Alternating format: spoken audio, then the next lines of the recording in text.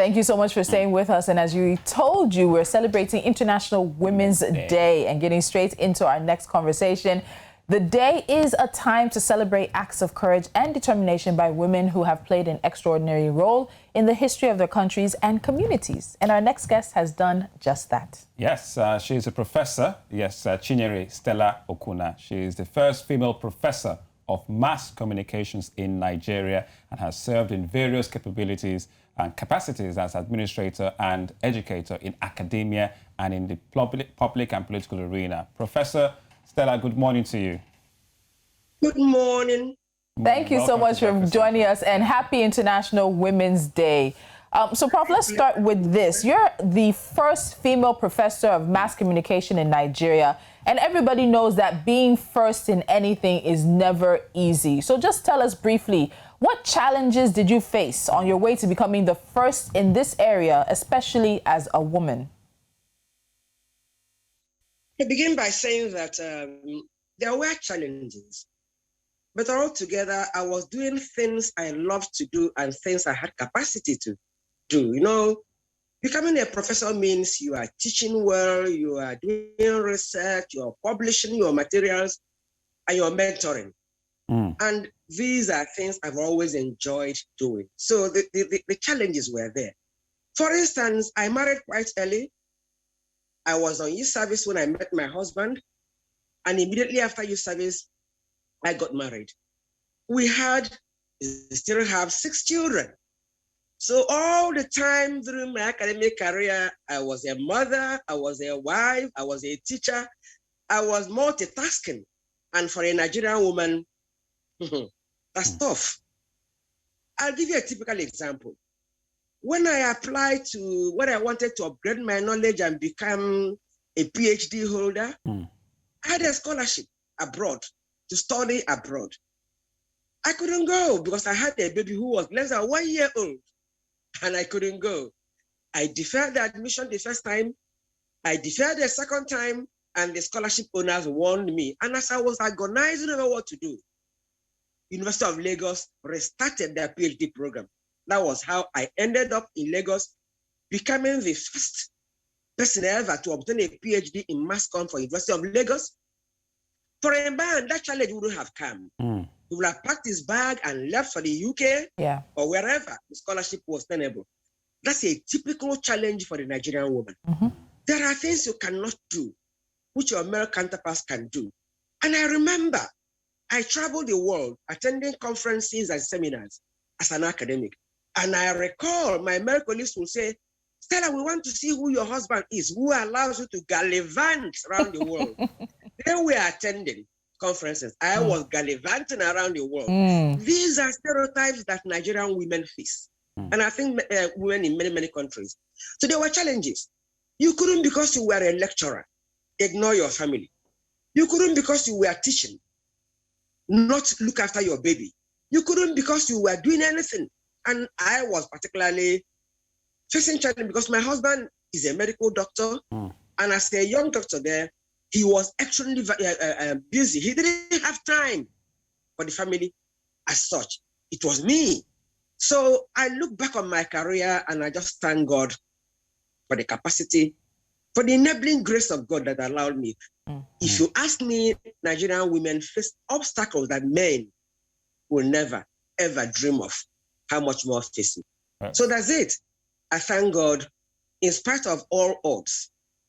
And when I was rising, I didn't know who was first or who was second.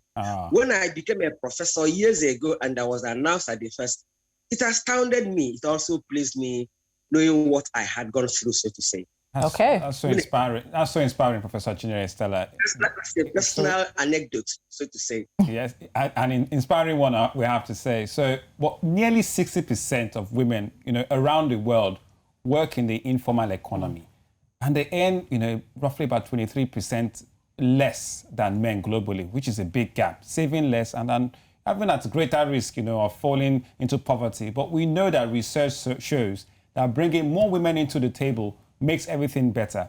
How do you think we can ensure a level playing field for all, especially in the work sector for men and women? I think women should speak out. and those who believe in women should also speak out. There are times things are going wrong, like unequal pay, and people are keeping quiet.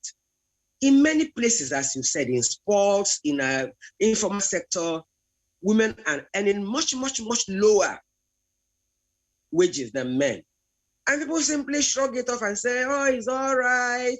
After a woman shouldn't be equal to a man, so how can they earn any equal pay? I think it's time to begin to speak out about these things. There are so many of them going on. So all women, maybe, I know jobs are scarce, and people may say if you reject a job because of unequal pay, you may never get another one. And that's the instrument they use to intimidate us. Speaking out is one of them. And maybe advocacy, behavior change, communication for men. It is men who rule this world, who rule this land. And unless they change their behavior towards women, we still have a long, long way to go. Look at maybe appointed positions. A man becomes governor or whatever and appoints a cabinet of 20 and there are only 2 women or less. First of all, equality, I don't believe in. At the stage we are in Nigeria today, in this part of the world, we are not even asking for equality. We're asking for equity. Look at the Nigerian gender policy. It says 35% in the workplace, in every, are we getting that? And yet people are not speaking out. So for me, voice and courage are the things we need most now in a place Nigeria, like Nigeria. Many people are saying, oh, why should you speak out? You're a woman. Why should you even aspire to anything? All gender activists, all people who are gender sensitive must speak out about the things happening to Nigerian women and women all over the world, except in a few places. Because women have the capacity. If they do equal work, why shouldn't they be paid equal wages, whether they are men or women? And we are keeping quiet about it. Okay, let's ask. That's my take on this. You gave the example of a governor being elected and having a cabinet that in many instances is tokenism. The women end up with women affairs and these sort of ministerial responsibilities that are seem to veer towards women. So governance is a very vital area for the well-being of women because policies and laws affect their everyday lives. Yet women occupy only 24% of parliamentary seats worldwide and are underrepresented in politics globally. Nigeria has one of the lowest rates of female representation in parliament across the globe and across the continent. It ranks 181st out of 193 countries, according to the International Parliamentary Union. Professor, you've mentioned capacity and you've mentioned voicing out, but politics is one area where, particularly with Nigerian women, we need more active women in governance. How do we change that narrative politically for women so that we get policies and laws that can then help with the equity and the gaps that we're talking about? It won't take too long for a change of heart by men. I think we require policies now and laws. I'll give you an example again. I believe in examples. Whenever you mention Anambra State, people think, oh, it's a very enlightened state where women are educated, they are knowledgeable, but then if it could happen in Anambra State, you can imagine how it would happen in the north. For instance, in the entire state here, there are 30 women, there are 30 people in the House of Assembly. Only one is a woman. Out of 30 members, there are 21 local government areas. Not one single person that is a woman as a local government chairman. The cabinet is grossly skewed against women in number of commissioners and political appointees. And yet, here's a state where women are educated and they are knowledgeable and they have the capacity to do these things. I think time has gone because it's all men who are governors, men who are presidents, and we keep waiting. There must be bills, laws, policies to not this time keep begging, to compel the male rulers of the land to become more gender sensitive in our appointments. We're talking about appointments now. Even in elective positions, women are also grossly unrepresented because many women can't find the courage to aspire to elected positions because both culture and religion have so intimidated them that they have no self-confidence, they have no self-esteem, and many cannot really find the courage to run for elected positions. So that those who enter the positions as elected officers are men, mainly men, and they go in there, so they don't appoint more women, enough women. So in both elected positions and appointed positions, women are suffering. For how long will this go on? I think we will require legal intervention now. Okay, well, Professor. Like the gender policy in Nigeria, how do we enforce that policy? All right, Professor. Recently, Nigeria's Dr. Ngozi Okonjo-Iweala was announced as the Director General of the WTO, World Trade Organization, and she said that there is light at the end of the tunnel for women across the globe, and indeed in Africa. The first woman and the first African to hold that position. You also, Professor, are also a first in your own right. But what would you say to the young girls and women coming behind you as we, choose to change and challenge and break this glass ceiling? First of all, I don't believe in tokenism. Okay. If there are 10 positions and there are 9 men, there's no woman there, put one woman and just put anybody. Young women must prepare themselves academically, mentally. They must acquire the right to education. I don't believe in illiteracy thriving anywhere. In the modern world, they should get as much education as they can.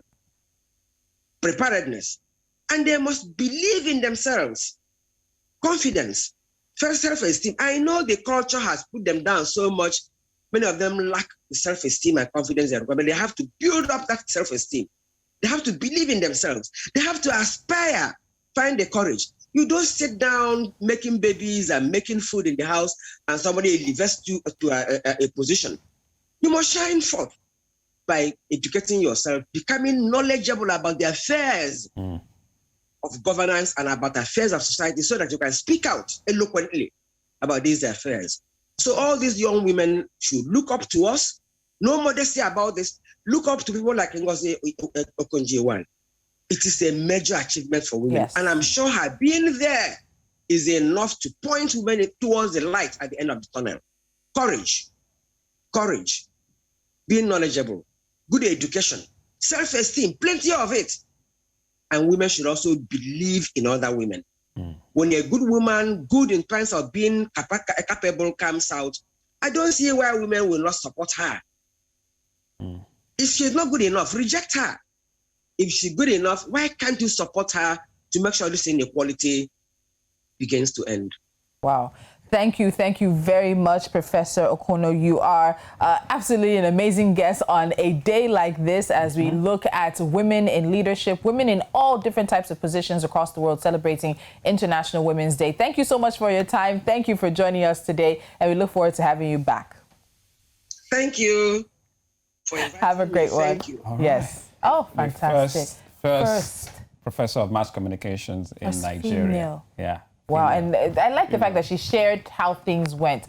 She's a mother with 6 kids. She also had a medical doctor husband. Wow. And there were times when she would have to sacrifice, not go on something because of family, but still through it all, she became the first. And that's what we're about here on News Central, on our Breakfast Central, celebrating Africans who are first, who are second, breaking the boundaries, breaking the barriers, breaking all those glass ceilings. So it's amazing talking to her this morning, Professor Chinyere Stella. This year's theme is quite interesting because it says women in leadership achieving an equal future in a COVID-19 world. So we're talking about COVID-19. We've not finished breaking the glass ceiling. And now you now have COVID-19, which clearly has, increased the poverty level for women across the globe, no matter whether Western women or even African, all the same, because you have a glass ceiling to break. So how do we then get women on the forefront of leadership in this COVID-19 world and the post-COVID world, which we are looking to enter in the next couple of months with vaccinations and all, is quite something to think about today. And it's really interesting when you bring that up because the majority of frontline health workers are women.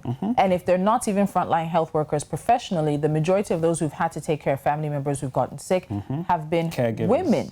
In the United States, they do these job reports, and the job report has pointed out that more women have left the job market because of COVID-19. They're the ones who are having to stay home with the families, with the children, take care of those who are sick more than the men. So it has actually taken the U.S.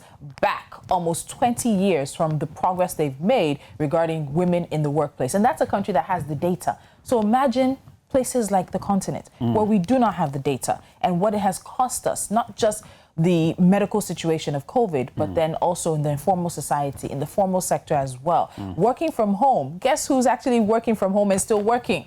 It's the women. It's the women. So today we challenge you to have those conversations and to listen to a woman around you. Many men and many other women think they know, but this time ask the question and actually wait. Let her share your challenges with you and really see why many are choosing to challenge today. It's crazy. I remember doing my research back in London about, gender is a huge topic about gender and the gender pay gap, just like the professor pointed out. And then it hit me that between a man and a woman, if I were to, maybe not in broadcasting, but at least maybe in a corporate job, if I were to ask for a raise, you're more likely to get it.